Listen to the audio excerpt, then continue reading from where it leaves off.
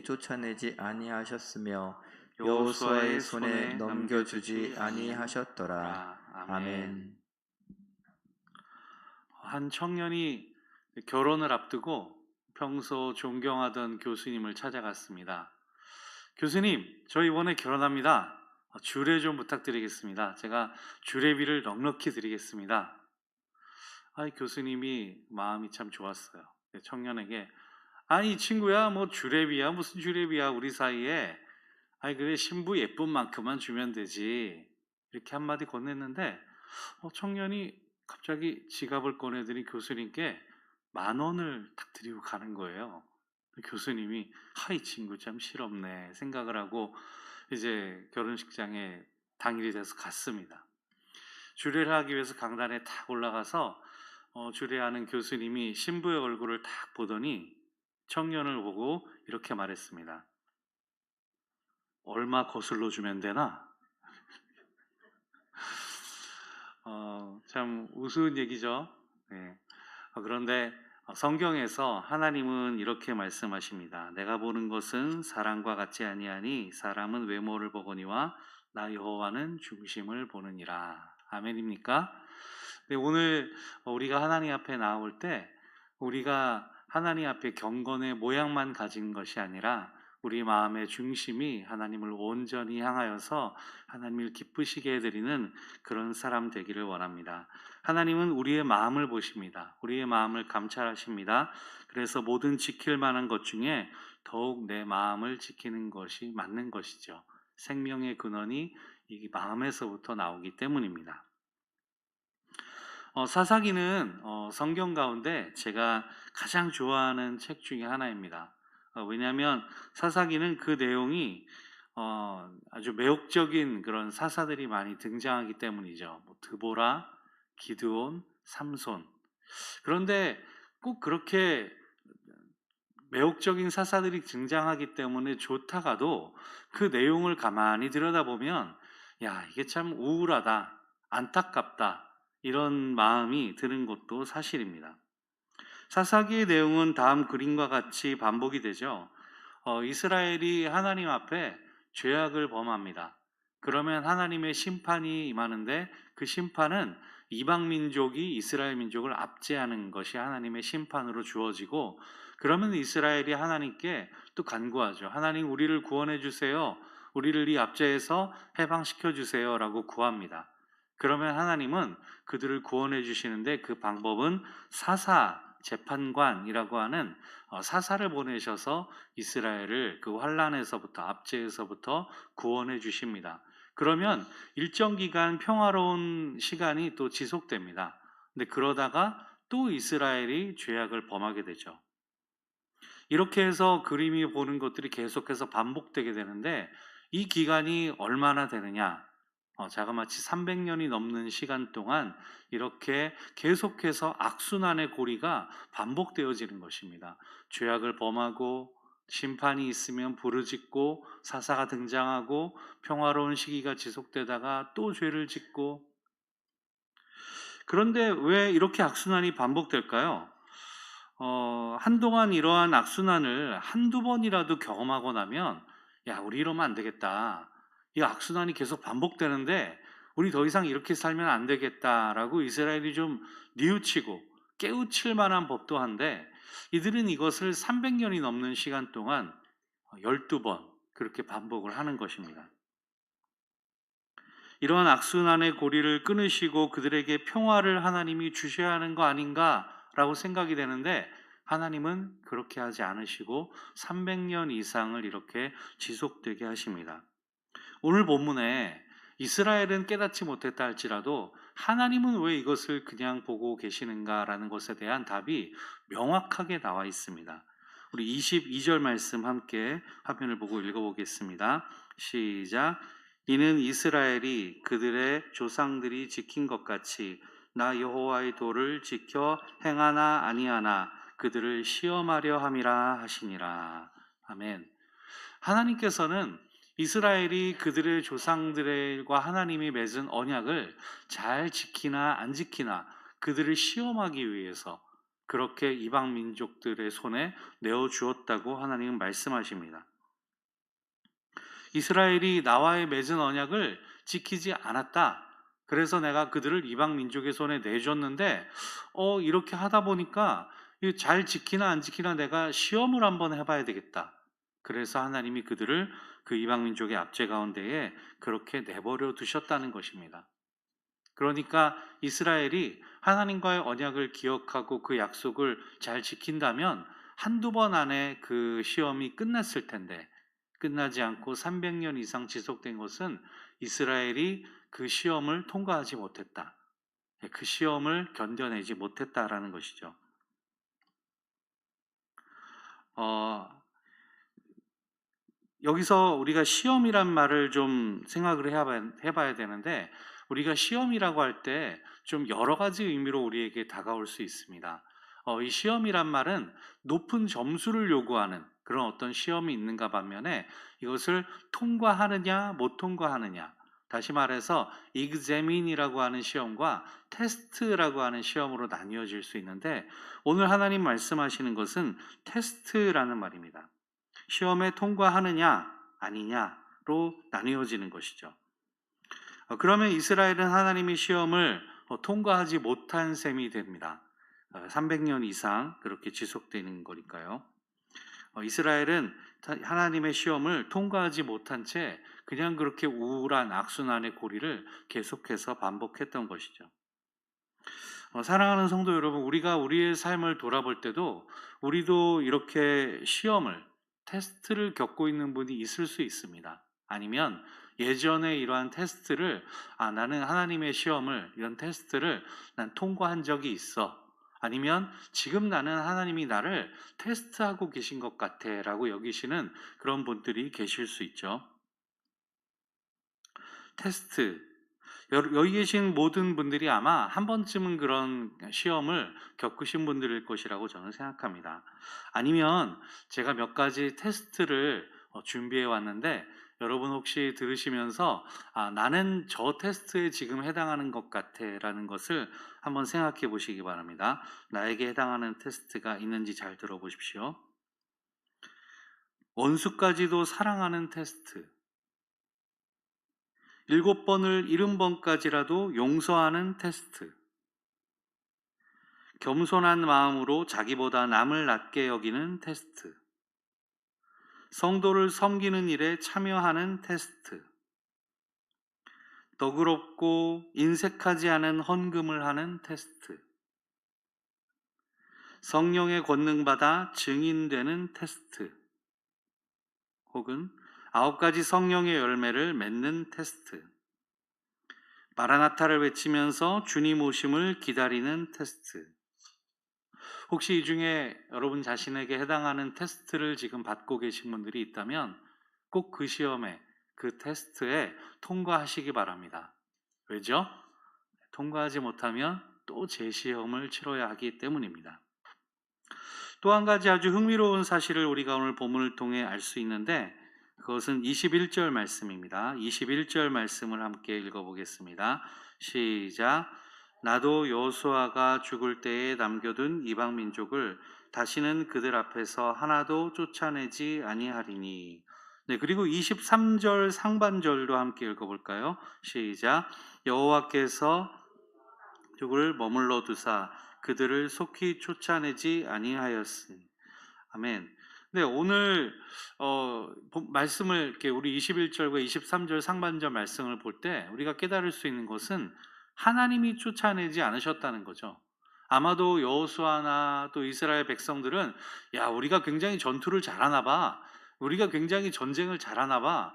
우리 힘으로도 얼마든지 할 수 있겠는데 아마 그들은 이방 민족들을 쫓아내거나 전쟁에 승리할 때 내가 잘해서 그런 것처럼, 내 전투 실력이 아주 훌륭한 것처럼, 내 무기가 굉장히 월등한 것처럼 생각했을 수도 있습니다. 그러나 분명한 것은 하나님이 그들을 쫓아내셨다는 거죠.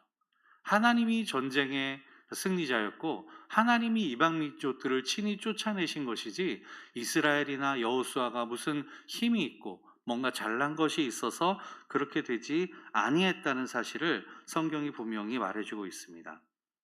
하나님이 하신 일이죠.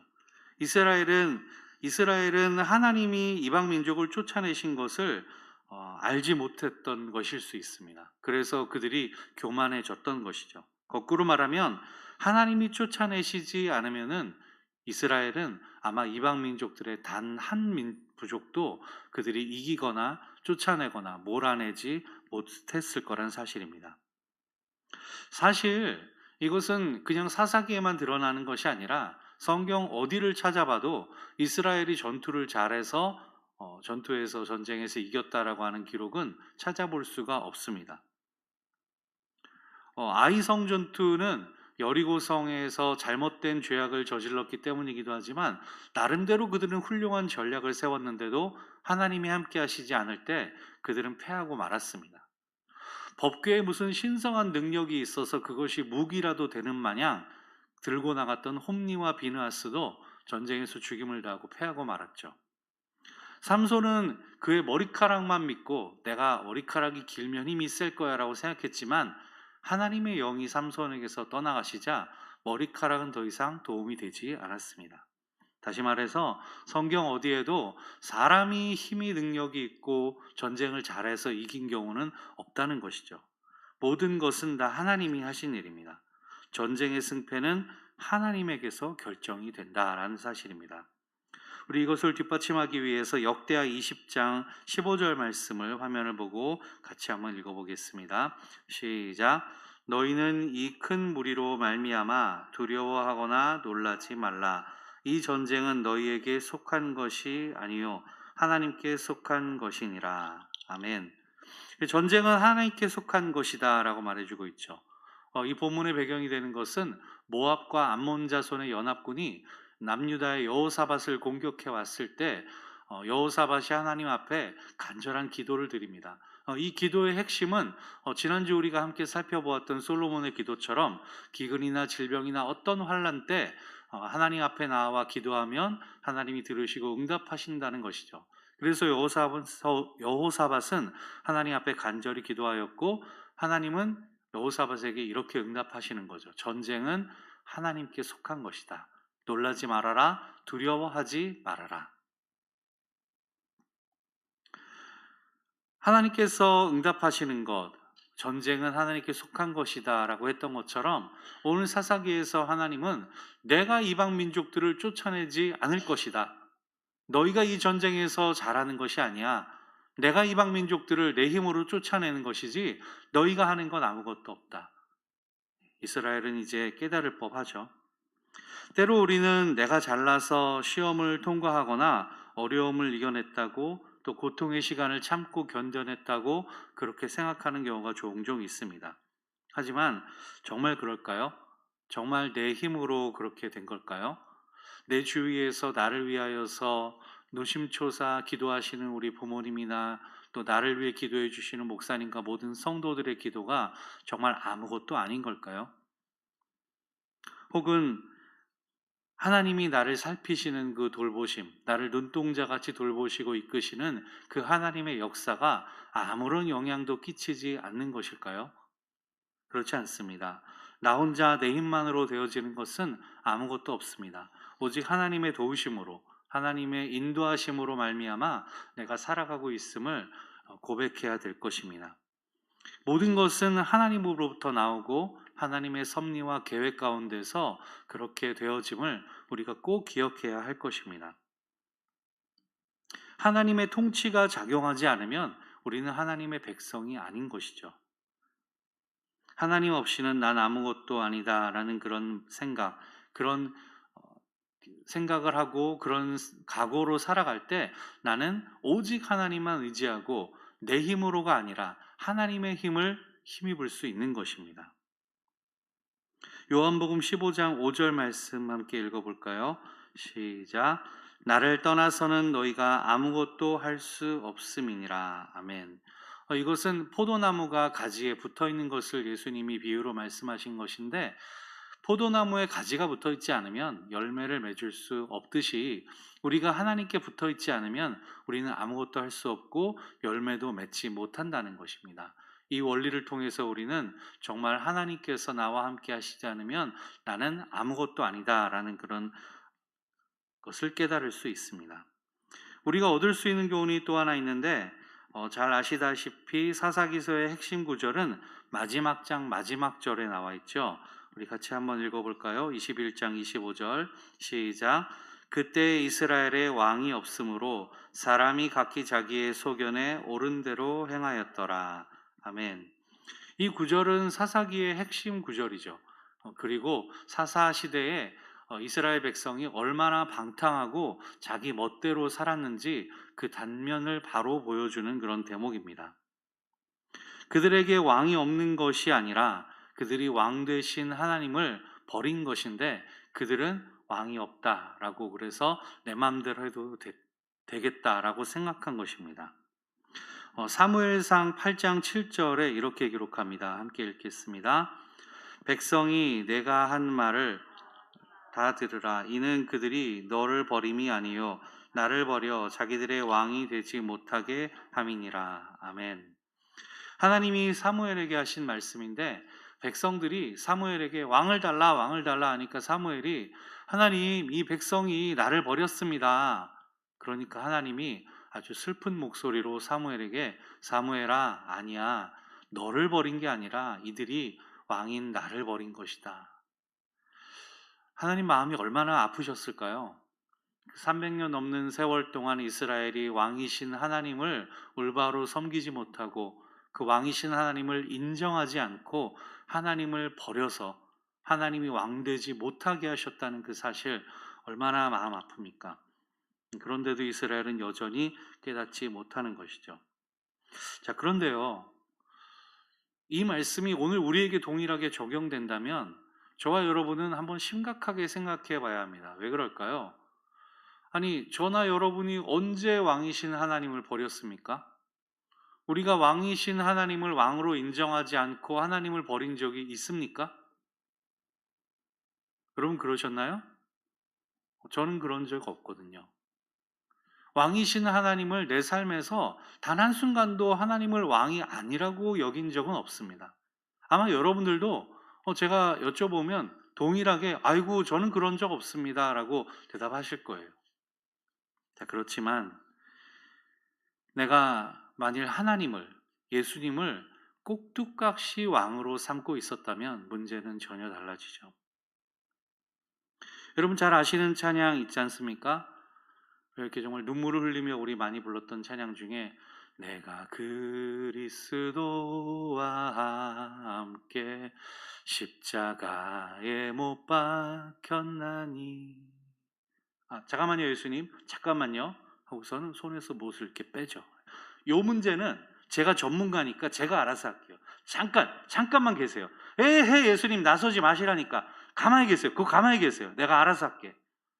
내 멋대로 내 마음대로 다 하고 나서 예수님 골방에 잠깐 들어가시라 하고 내가 일 처리 다 한 다음에 됐다 다 했다 예수님 이제 나오셔도 돼요. 그런 즉이 혹시 이렇게 꼭두각시처럼 왕으로 삼고 있었다면 문제는 전혀 달라지지 않겠습니까?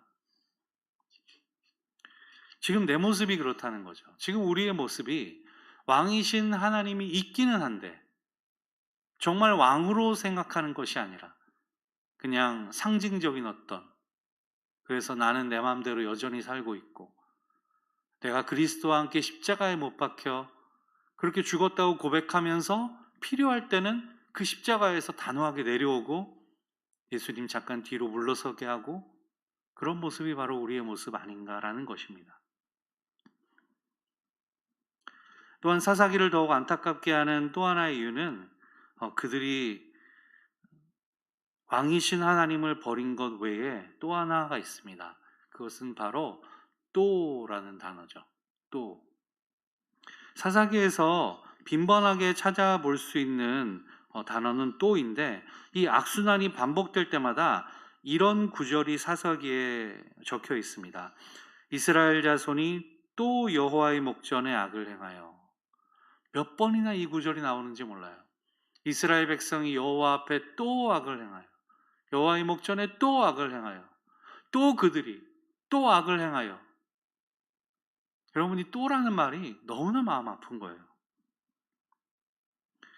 또 우상을 섬기고 또 같은 실수를 하고 또 하나님을 버리고 또 하나님을 무시하고 또 죄를 짓고 또 방탕하게 살고 또 자기 맘대로 살고, 이 또라는 단어가 사사기에 나올 때마다 가슴에 못이 박히는 것 같아요.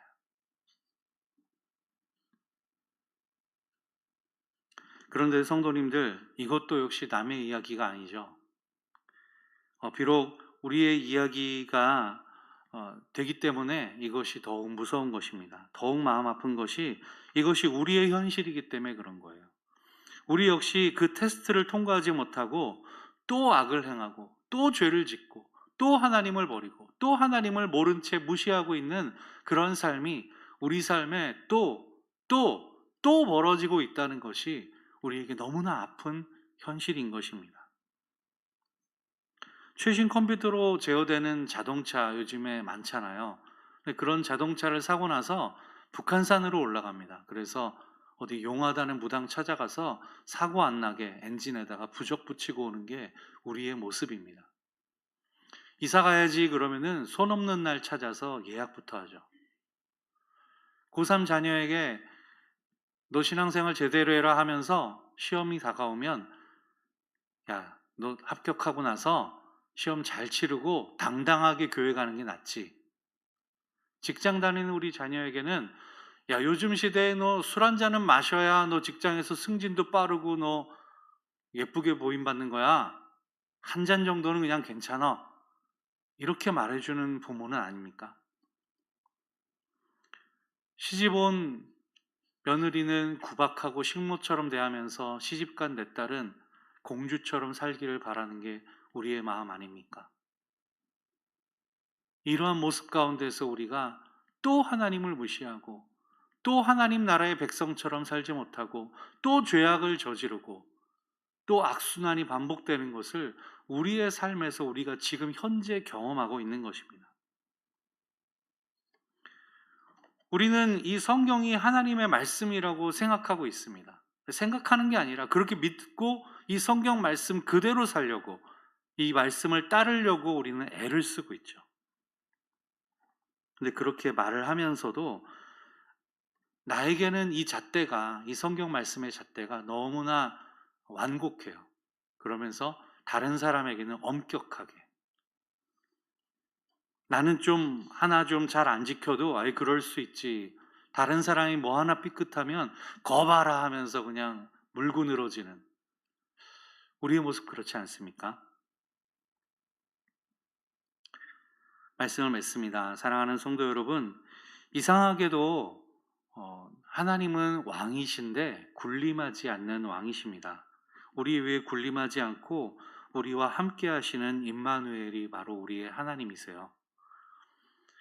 낮고 천한 모습으로 우리에게 오셨습니다. 우리 빌립보서 2장 6절에서 8절 말씀을 통해 한번 확인해 볼까요? 같이 읽겠습니다. 시작. 그는 근본 하나님의 본체시나 하나님과 동등됨을 취할 것으로 여기지 아니하시고 오히려 자기를 비워 종의 형체를 가지사 사람들과 같이 되셨고 사람의 모양으로 나타나사 자기를 낮추시고 죽기까지 복종하셨으니 곧 십자가에 죽으심이라. 아멘. 이 세상에 군림하지 않는 왕이 어디 있습니까? 이 세상에 호화로운 왕궁에 살면서 호의호식하지 않는 왕이 어디 있습니까? 이 세상에 백성들과 함께 소매를 걷어붙이고 친히 땀을 흘려 일하는 그런 왕이 어디 있겠습니까? 하지만 하나님은 그런 왕이 되어 주셨습니다. 우리에게 하나님, 왕이신 하나님이라고 할 때 그분은 저기 어디 멀리에서 높은 보좌 위에 탁하니 앉아서 편하게 우리를 그냥 군림하고 통치하시는 분이 아니라 우리와 함께 하시고 우리의 모든 희노애락을 같이 체험하시고 우리의 모든 눈물을 친히 닦아주시고 우리를 안아주시고 위로하시는 그 하나님이신 줄 믿으시기 바랍니다. 그런데 우리가 그 하나님을 기만하고 무시해서는 안 되겠죠. 이제 우리의 잘못을 뉘우치고 우리가 하나님 앞에 돌아서야 할 때입니다. 바로 이 시간, 지금 이 자리에서 당장 그렇게 해야 하는 것입니다. 또 똑같은 실수, 또 같은 잘못, 또 같은 죄를 저지르는 악순환이 우리에게 있어서는 안 되겠습니다. 이 시간 우리가 하나님의 얼굴을 구하며 하나님께 나아가서 하나님의 마음을 헤아리고 또 하나님의 얼굴을 보면서 우리에게 참된 평화와 안식과 위로를 경험하는 저와 여러분 다 되기를 소망합니다. 같이 기도